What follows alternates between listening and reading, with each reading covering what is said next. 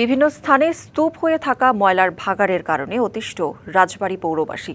দীর্ঘদিন ধরে পরিষ্কার না করায় ভোগান্তি বেড়েছে বহুগুণ। তবে দ্রুত এসব আবর্জনা অপসারণের আশ্বাস দিয়েছে পৌর কর্তৃপক্ষ।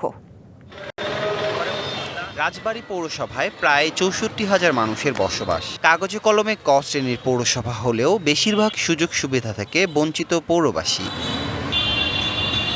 ময়লার কারণে পৌরসভার পুলিশ লাইন্স, খাদ্য গুদাম, রেলগেট সহ বিভিন্ন এলাকার পরিবেশ নষ্ট হচ্ছে। রোগ জীবাণু ছড়ানোয় ময়লার ভাগাড়ের পাশের বাসিন্দারা পড়েছেন মহাবিপদে। বহুত এরকম ভোগান্তির ভিতরে আছে, রাস্তা দিয়ে চলাই যায় না, এদিক দিয়ে আসতে গেলেই বমি চলে আসে। কিছুদিন আনতে সাইনবোর্ড দেওয়া ছিল, দেওয়ার পরে কিছুদিন ফেলতো না, আবার এই যে আমরা এটা নিয়ে এসে আবার পালন করছি। ময়লা পরিষ্কার করে না, ওই আনিয়ে কিছুদিন করে আগুন ধরা দেয়। দীর্ঘদিন অপসারণ না করায় ময়লার স্তূপ বিস্তৃত হয়ে চলে এসেছে সড়কের ওপর। শিশু বাচ্চারা এই যে এখানে স্কুল চলাফেরা করতে পারে না, বড় বড় গাড়ি আসে রোডের মাঝখান দিয়ে, ছেলেপেলে পাশ দিয়ে হাঁটে, পাশে জায়গা থাকে না ময়লার জন্য। Lily ultra soft serum gel, যা গভীর থেকে স্কিনে দেয় 3 গুণ সিরাম হাইড্রেশন। সিরাম জেল হাইড্রেশনে ব্রাইট থাকো সব সিজনে।